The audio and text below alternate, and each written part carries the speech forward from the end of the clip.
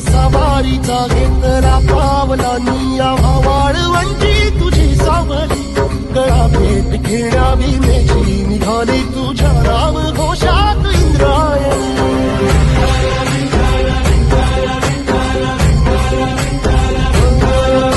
भिडे आसमंती ध्वजा वैष्णवांची उभी पंढरी आज नादावली तुझे नाव ओठी तुझे रूप ध्यानी जीवाला तुझी आस लागली सगळी बाप साऱ्या जगाचा परी